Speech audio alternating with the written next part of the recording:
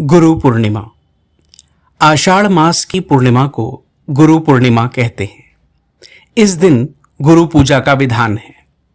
गुरु पूर्णिमा वर्षा ऋतु के आरंभ में आती है।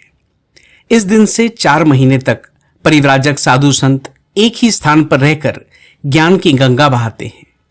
गुरु चरणों में उपस्थित साधकों को ज्ञान, शांति, भक्ति और योग शक्ति प्राप्त करने की शक्ति मिलती है। ये 4 महीने मौसम की दृष्टि से भी सर्वश्रेष्ठ होते हैं। ना अधिक गर्मी और ना अधिक सर्दी, इसलिए अध्ययन के लिए उपयुक्त माने गए हैं। यह दिन महाभारत के रचयिता कृष्ण द्वैपायन व्यास का जन्मदिन भी है। वे संस्कृत के प्रकांड विद्वान थे और उन्होंने 4 वेदों की भी रचना की थी। इस कारण उनका एक नाम वेद व्यास भी है। उन्हें आदि गुरु कहा जाता है और उनके सम्मान में गुरु पूर्णिमा को व्यास पूर्णिमा नाम से भी जाना जाता है।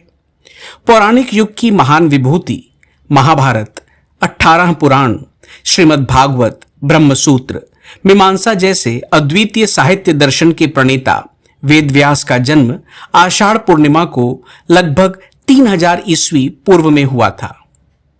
शास्त्रों में गु का अर्थ अंधकार या मूल अज्ञान और रू का अर्थ निरोधक बताया गया है।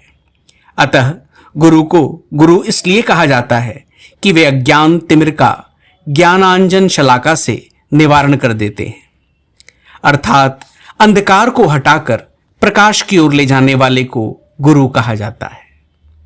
अज्ञान तिमिरांधश्च ज्ञानांजन शलाकया चक्षुरुन्मीलितं येन तस्मै श्री गुरुवे नमः। गुरु तथा देवता में समानता के लिए एक श्लोक में कहा गया है कि जैसी भक्ति की आवश्यकता देवता के लिए है, वैसी ही गुरु के लिए भी है। सद्गुरु की कृपा से ईश्वर का साक्षात्कार भी संभव है। भगवान शिव जी को आदि गुरु कहा जाता है। लगभग 15,000 साल पूर्व इस दिन भगवान शिव जी ने सप्तर्षियों को पहला शिष्य स्वीकार कर योग विज्ञान की शिक्षा दी थी।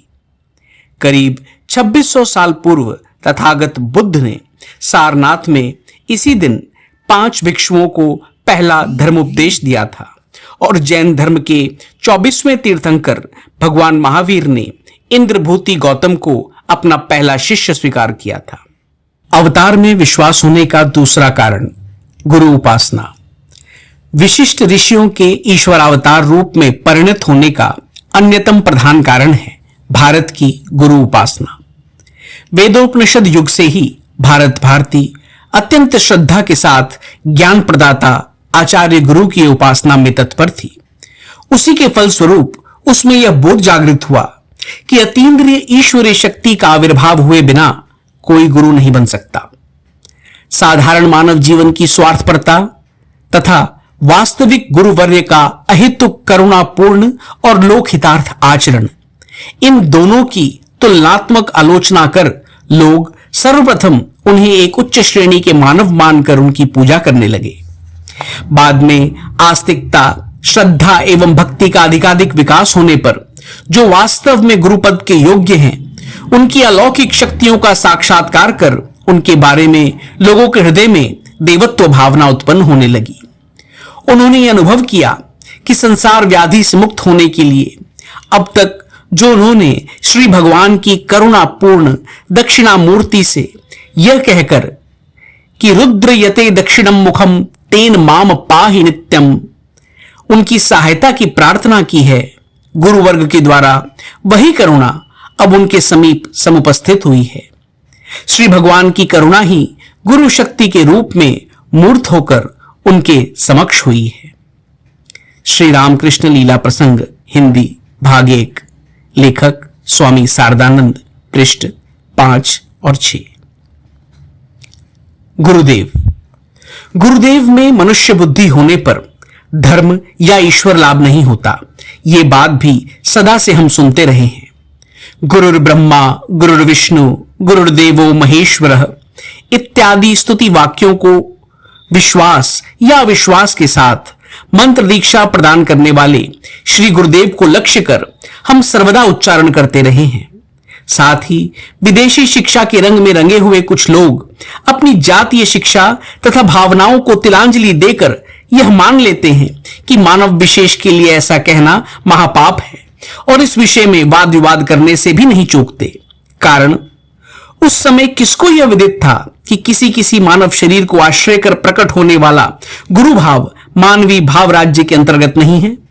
उस समय किसे यह पता था कि शरीर रक्षा के निमित्त उपयोगी जल वायु तथा भोजन आदि नित्य आवश्यकीय वस्तुओं की तरह माया जाल में फंसे हुए त्रिताप दग्ध मानव के मन की समस्त ज्वालाओं की निवृत्ति तथा उसके शांति लाभ का उपाय स्वरूप बनकर स्वयं श्री जगन्माता ही उस भाव तथा शक्ति के रूप में शुद्ध बुद्ध अहंकार शून्य मानव मन के भीतर से पूर्ण रूप से प्रकट है।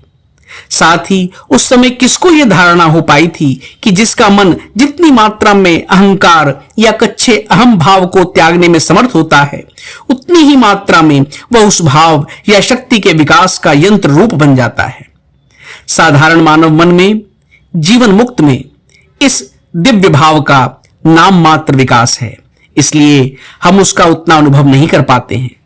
किंतु भगवान श्री कृष्ण, बुद्धदेव, चैतन्य महाप्रभु, शंकराचार्य, ईसा आदि पूर्व युगावतार तथा वर्तमान युग में श्री रामकृष्ण देव के भीतर जब उस दिव्य शक्ति की अपूर्व लीलाएं अत्यंत सौभाग्यवश किसी को दृष्टिगोचर होती हैं, तब वह हृदय से अनुभव करने लगता है कि यह मानव शक्ति का विकास नहीं अपितु साक्षात ईश्वर शक्ति की ही अभिव्यक्तियां हैं।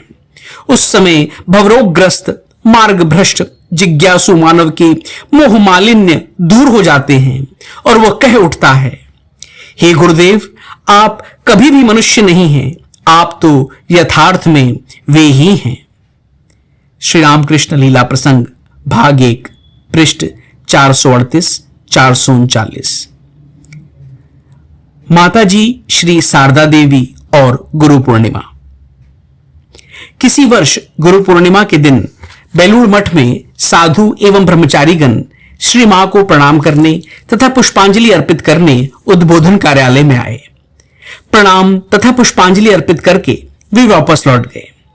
तब श्री मां बोली, देखो ठाकुर की आकर्षण शक्ति कितनी अद्भुत है।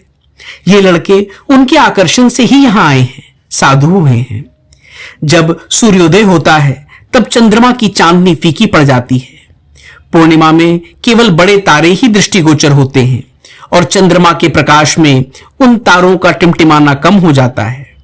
पर जब चंद्रमा का प्रकाश कम हो जाता है तब आकाश तारों से चमकता हुआ दिखाई देता है। श्री श्री मां शारदा मणि देवी, बंगाली, लेख मानदा शंकर दासगुप्त, पृष्ठ 452। श्री मां द्वारा स्वामी ईशानंद को गुरु तत्व समझाना। देखो, वैष्णव शास्त्रों में शिष्य के लिए गुरु सेवा और सेवा अपराध संबंधी अनेक नियम हैं। गुरु को लांग कर जाना, गुरु की परछाई को लांघना, गुरु वाक्य की अवज्ञा करना, यहां तक कि गुरु की उपयोग की हुई वस्तुओं का अतिक्रमण करना भी पाप माना जाता है।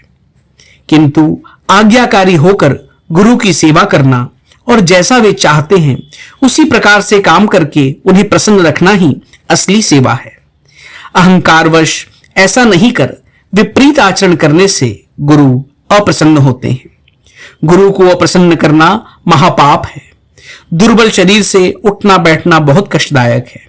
इस कारण जैसा कहूं उसे इशारे से समझकर तत्क्षण काम कर देने से झंझट मिट जाती है।